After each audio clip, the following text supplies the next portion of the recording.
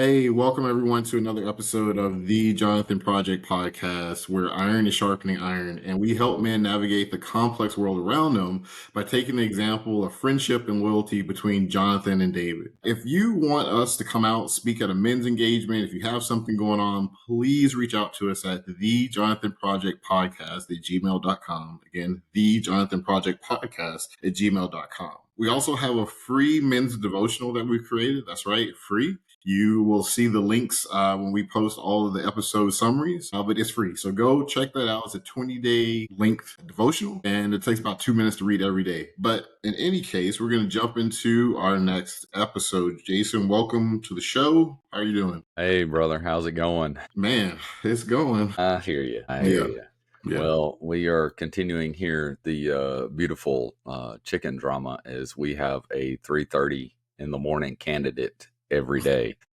He and I had a discussion yesterday and had another discussion this morning. So they make these things, Colby. I got to tell you, it's like if you want to keep a rooster from crowing, they got this little necklace thing, collar you put on them. And when they take that big and their neck swells out, it kind of stops it, right? Yeah, it's on Amazon or whatever. Well, we got some of those, put it on him, and he lost his mind. And so I had to take that off, and we had to take another approach this morning. I don't know. He may be a Starland Nav candidate as well. But we had to have him in there to kind of keep the other ones from bullying one another. Yeah, well, it's I see you have more drama in your chicken kingdom there, but you'll figure it out. Yeah, it's like a Lifetime channel every day. They eat a lot. It sounds like it. They eat a lot. Sounds like it. Tear up a bunch of stuff. Yeah. So we're going to talk about in this episode. Yeah. All right. So as I was looking through Luke, I've been studying Luke, and I do enjoy Luke. I like his approach to things. It's kind of very straightforward. But as I was looking at it, Jesus is talking, and the people around, they're very worried about these, or they talk about these Galileans that were killed by Pilate in the temple area, right? And they wanted to know, was it because they lived outside of Jerusalem, outside of Israel, right? And they said, look, all good Israelites that are holy live here, right? And then Jesus says, no, absolutely not. He goes, what, they any less righteous than the 18 people who were killed when the Tower of Siloam fell? And that's in Luke 13, 1-5. But Jesus says no. And what it got me to thinking is a lot of times we believe that we are safe from things like our righteousness keeps us safe. And the Bible doesn't talk about that, because Job's friend said, has a just man ever perished? Well, yeah, we just celebrated Jesus, right? The crucifixion.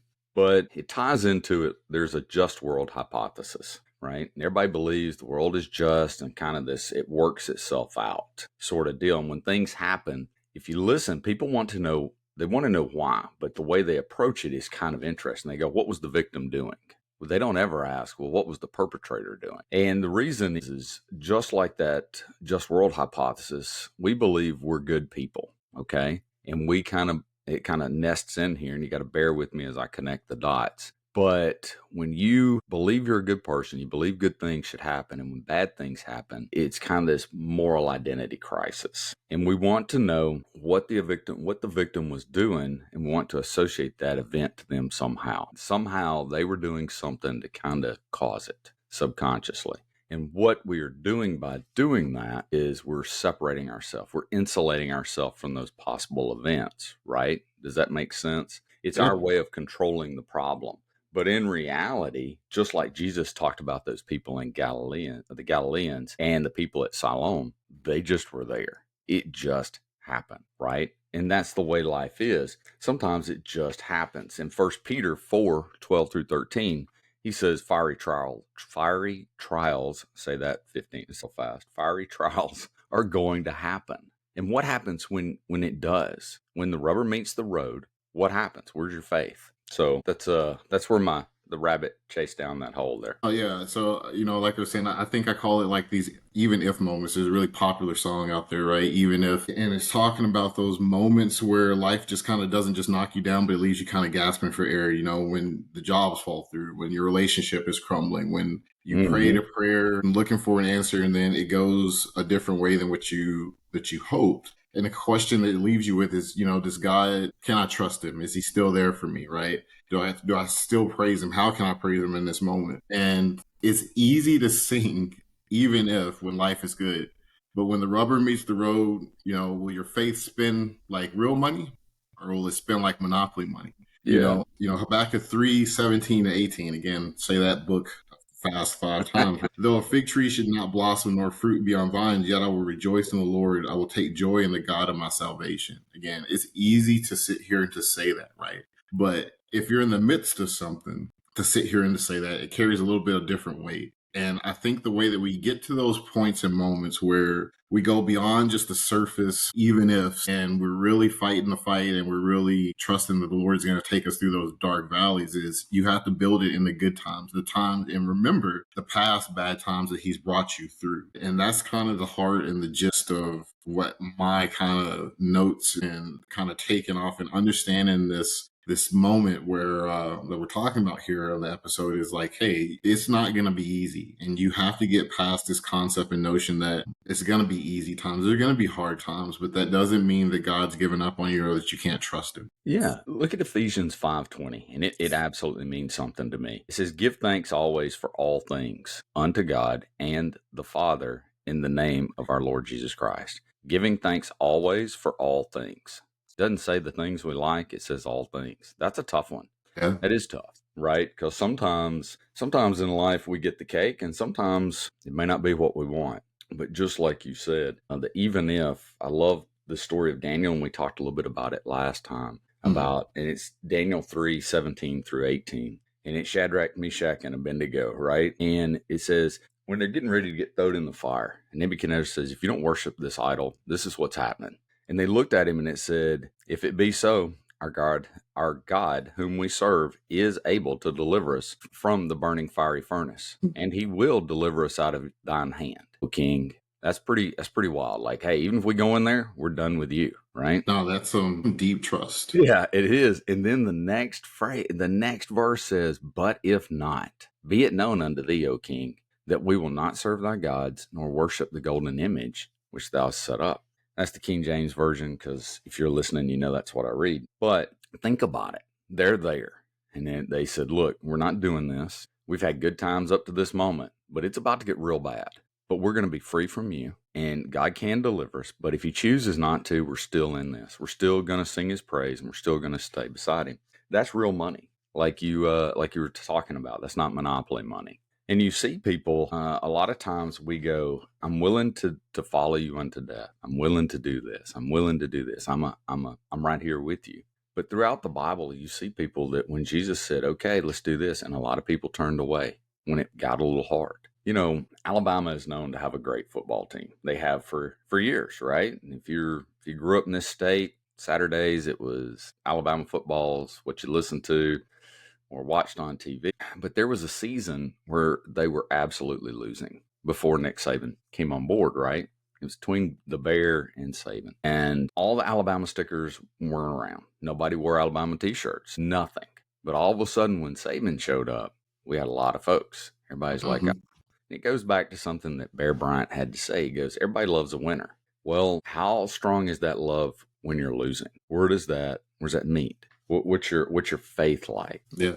No, I think that, it's a great talking about the Shadrach and Meshach and Abednego. And, the Bible defines that trust that they displayed as, believing in God's reliability, ability, strength, and promises, even when circumstances scream otherwise. I can't imagine no better example of that in the Bible than if you're about to get thrown into a fiery fire. Proverbs 3:5-6. Trust in the Lord with all your heart and lean not to your own understanding. In all your ways acknowledge him, and he'll make your path straight. Again, you see in that beautiful example where those three guys had built some trust. They had seen something in their lives, and we don't get all their backstory, but they had seen something that allowed them, and no better example of life and death, to say, hey, you know what? I don't know what's about to happen. And yeah, sure, I wouldn't want to be in this kind of situation, but you know what? Even if it doesn't go my way, I'm still believing and putting my trust in him. And the amazing thing that I take away out of that, beyond just their faith, is that God shows up when you lean on him in big faith moments.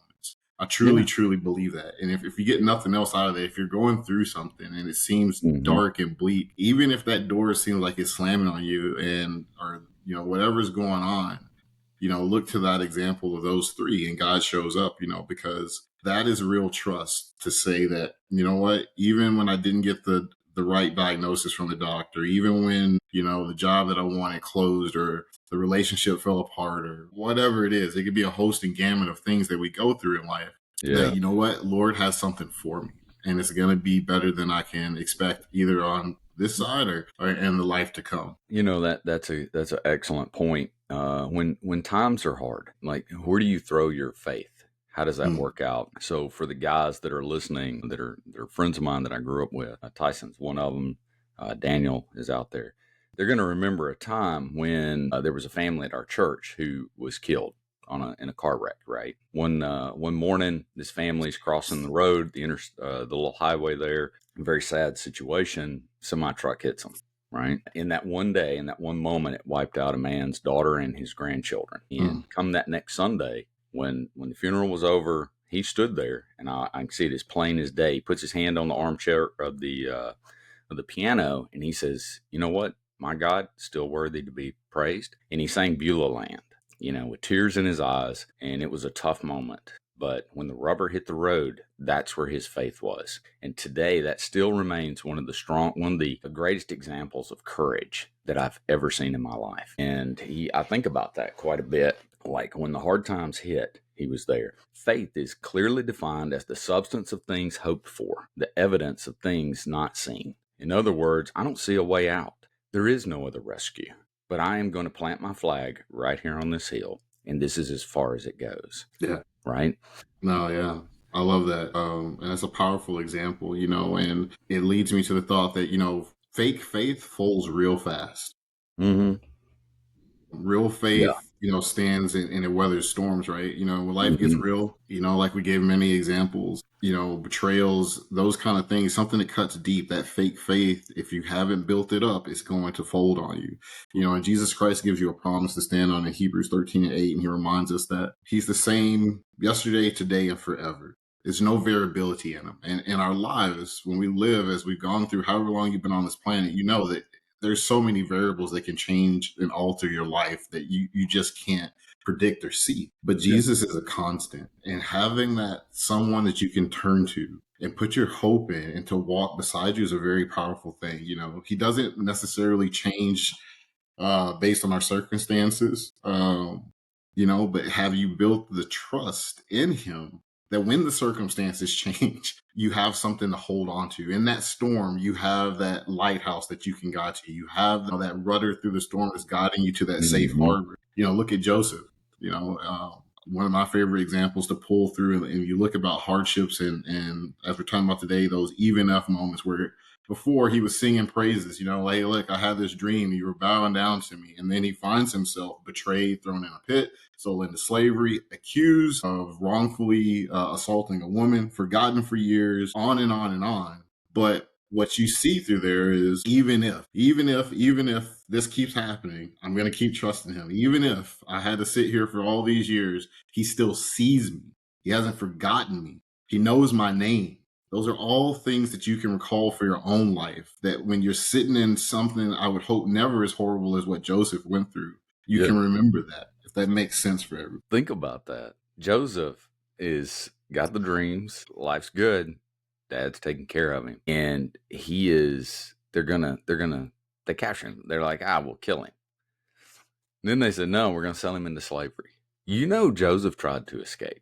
He Oh, had I'm to. sure. Yeah. He had to fight. He had to ask for, hey, let me out of here. Let me go through all this. And there's those guys that betrayed. That's a phenomenal story because he's got time. And in time, a lot goes on, right? There's a lot of ground between him and being the viceroy. And he's like, okay, I'm here. And he does the interpretation. And he's like, oh, I'm going to get out of here. And then that guy forgets him, right? And he Yeah. says, he had to sit there, and the things he saw is it's not getting any better. But he kept his faith, and he's mentioned. I think about some folks, and this isn't unrealistic expectations to maintain your faith. And I don't see that. Sometimes let me kind of put it like this. We see a lot of armchair quarterbacks, people calling out, right? For, oh, hey, we need to make this sacrifice to do this or do that. But it's the last one sometimes to willing to stand up, right? But they don't have a lot of skin in the game. I think about the Titanic went down, and I read this the other day, and I thought it was worthwhile mentioning. In this, Isadore and Ida Strauss, right? They're a wealthy couple. And by the way, Isadore was a congressman. They were co-owners of Macy's, right? So when the ship goes down, they're super wealthy, but it was women and children first. And so they were like, okay, this is where it is. Women and children first. Ida says, nope, I'm going to stay with my husband. This is where I'm going to stay. And they let everybody go forward. When the ship was sinking, they took a pause. Their wealth went down with them. It didn't buy them anything. They stood by their moral grounds. As a matter of fact, a whole lot of wives decided to stay with their husbands and their children, right? Many passengers prioritized other people by not pushing their way to their lifeboats, right? That's a lot of faith. You can see what's happening. You can see it's going down. It is the Titanic. It is the event that we all kind of reference other things against. But you take a look, it was their moral fiber, their belief in, hey, this is what's right. Now, the article didn't talk about their Christianity, but it was clearly putting faith into action. John Jacob Astor, who built the Waldorf Hotel, is worth about $2 billion. And it's women and children first. And they said that guy just said, got it, let's get them in there. I'm going to go the other side and hang out until it's over. When you see those events, when you see a great events, what is it that comes forth, right? In Luke 9:23, Jesus says, take up your cross daily and follow me daily. Just like when James says faith without works is dead, works is plural, daily is plural. Like you're going to cross those bridges, you're going to cross them. And just like you said, how do you have enough faith when the big things come? Well, it's like getting in that squat rack. You got to get the reps in under some lighter weight. Yeah. But no, I think how we respond to trials, which is really what you were highlighting there, for me and for the audience with the Titanic sinking, it says a lot about what you have built in the past and where you put your hope in the future. Is it in wealth? Is it in status? Is it in all those things that those people portrayed? Bought you really nothing. Again, that's that monopoly money. It's fake. Yeah. It means nothing. When real life moments hit, you don't get 1 extra second on this planet. It doesn't matter if you're Bill Gates rich or you're a homeless person on the side of the road. You get no extra time. And heaven is unbiased to who you think you are, because actually in the kingdom, it says the first will be last and the last will be first. So it's a different mindset. So when adversity strikes, there's our natural question of why God, why me? And all those people on that boat, or all the people that that had something go wrong in their lives, it's a natural human thing. Look at the story of Job. He does that. But listen to what James has to say in contradiction to it is, consider it pure joy, my brothers, whenever you face trials of many kinds, because you know that the testing of your faith produces perseverance. God sometimes and oftentimes, as you even look through the heroes and all the stories of faith in the Bible, he grows us through those trials. Trials shouldn't be viewed as punishment. It's a mindset. And if you allow yourself to say, God is playing whack-a-mole in my life, and because this popped up, I did something wrong, I ran that traffic light, now he's out to get me, that leads you to a very dark place. Instead, oftentimes we can look at these as, I'm getting those reps, as Jason kind of mentioned, I'm getting those spiritual reps to build my faith. As comfortable as this feels, just like when you go exercise, it's not the most comfortable thing all the time, but it's an invitation in this sense to go deeper in fellowship and find out more about yourself, and most definitely get into a deeper fellowship and understanding of who Jesus is. And so that's why you have to pray. That's why you have to focus, right? Why do we pray in the middle of the storm? James 1:5. If you need wisdom, ask, and our generous God will give it to us. Stay rooted in the word. That's why it's so important to have these stories in that catalog called your mind, and to be able to recall them, not in perfect detail, but able to daily go in and suppress all those feelings of the adversary with what is something that is good and wholesome for you. And then lean into a community. That's the whole thing with this Jonathan Project, right? Yeah. Is having people in your life that you can lean on. Like when things you're not strong, and there's going to be those times. We all have gone through things, and as long as we keep living, you're going to go through something. And someone's got to be there for you. That's the reason why you have the church. That's why Ecclesiastes 4, 9, and 10 tells us two are better than one, because if one falls, the other can help them up. And especially, hear me on this last point before I turn it back over to Jason. We are never meant to walk through the fire alone. Life is a team sport. As my good buddy here can tell you, the last phase of Special Forces selection is called Team Week, because ultimately that's what guys like Jason and other guys that I know out there listening, that's what they do. But it's a great example for men. We have to be on a team rowing together, because you can't do this by yourself. It is tough. Yeah, no, you hit a nail on the head, right? And it comes down to, I like, when you talk about selection, it's funny. I was just thinking about it because in Hebrews 12, it talks about let's run with patience the race that's set before us. And another friend of mine and I were talking yesterday about, selection. And years ago, I'm a pre 9/11 selectee. Mm-hmm. And they would just read a card. They get you out there and they go, okay, candidate, run along designated path, and don't deviate to the right nor left till told to do so. Begin. And that's all they would read. And you would take off. And I remember running one morning as the sun was coming up, and they run you around that airfield at McCall. And I could see red vests for as far as I could see, because they started you in like 10-minute intervals. And I remember looking up there going, that's a long way to go. That's, it's a long run, brother. But you have to have patience. And just like in life requires patience. We all think that, man, I'm going to pray for patience and I'm going to get it. Patience is a skill. It really is. To be patient, to sit, to wait, it's a skill. There's a unique thing called delayed gratification. If your kids, they did it with the marshmallow test, where the guy says, I'm going to leave this marshmallow here, and if you wait, till I get back and eat it, I'll give you 3 more marshmallows. And the guy leaves for like 30 minutes. And some kids eat it and some kids don't. And what we figured out is the kids who don't eat it and wait actually do better in the long run with things. That's patience, right? And it takes effort. It really does. And it takes, just like faith, faith without works, that's something.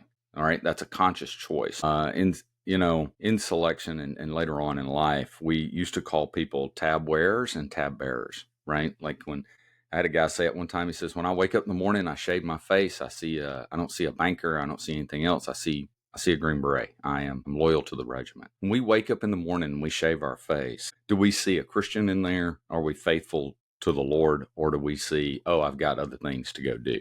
Every man has to shave his own face. You got to look yourself in the mirror. Yeah. Who are you? What does it say? Well, it says by your actions, right? Either you're a bearer, or you just wear that title. Either you just wear that necklace, or you either live up to it. And picking up your cross is more than putting on that necklace. And to your point about iron sharpening iron, it does. It's team sport. Colby, you and I talk every day, and I greatly appreciate it. As there's a lot going on in this world. You and I have talked about there's a couple of topics that seem to reach everybody, that seem to saturate everybody's life. And I have a pocket knife. I've carried it with me tons of places, right? And the other day it really kind of surprised me, because it's a real good one, and it was dull, so I had to get the sharpening stone out and get at it. Yeah. But that's with all of us. We all get weary, we all get tired, and if you ain't got a buddy beside you that says, hey man, let's pull out the Bible, let's pull out Scripture, and has a heart for Jesus, then you're lost, and that, you got to have it. You got to have it. So to wrap up, just like, I guess my final thoughts here is that, it's a choice. It is a choice on how we respond when life sucker punches us. You can either choose to remember what you've gone through and how you got and overcame, and that this is going to pass however it passes, but you're going to come out on the other side and not be forgotten. Or you can choose to worry and to have fear and to shirk away from the Lord. 34:1 says, I will bless the Lord at all times. His praise shall continuously be in my mouth. You look at Paul and Silas. They were beaten, chained up in prison, bleeding. And what do they choose to do? They choose to sing. It's a powerful thing to shift in your mind that even though I look at situations, I can see something that is absolutely, there's no goodness that's happening, but I believe that the Lord has something good for me. Shadrack, Meshach, and Abednego, probably, as we talked earlier, is the best thing. And, tying back to Paul and Silas that I just brought up, when you go back and read that story, the prison doors fly open and the jailer is about to, do himself a little bit of some harm. And they sing out like, hey, we're still here, and that moment helped transform that person's life, I have no doubt, in a deep and a profound way. So when you see someone that's suffering, right? And that's kind of the good perspective we get from there. And yet they're still praising and they're singing. It does something for the whole atmosphere. It changes people's mindset. Like, man, what is going on? Why are you different? Why aren't you nervous?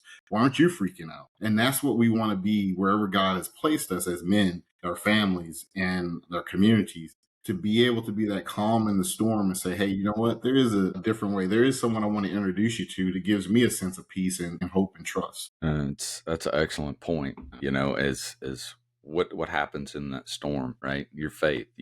You don't see the way out. You don't see any of it. So where's your faith? So I love the bow you put on that. So. Well, folks, that's another great episode of the Jonathan Project podcast. You can find this episode and every episode on Apple, Spotify, iHeartRadio, you name it. You can find the Jonathan Project. So please reach out, subscribe so you don't miss a single episode. Also, we have a free devotional. If you're looking for a way to help build those spiritual reps to get your faith a little bit stronger, I highly encourage you to go get this free. That is right. It's not a typo or a misspoken word. That is true. It is free. You're going to see it. It's in the links. Please follow up. 28 days, about 2 minutes a day. But I think it's a good thing to put into your kit bag. Yeah. And finally, I guess, as I'm forgetting our little outro, if you want to contact us, you find inspiration in all that we've done, please reach out to us. Or if you want prayer, at the Jonathan Project Podcast at gmail.com. Again, the Jonathan Project Podcast at gmail.com. And we'll be happy to connect with you there. Jason, thanks for your time. And yeah, man, I'll talk to you again here soon. All right. See you, buddy. Bye. All right.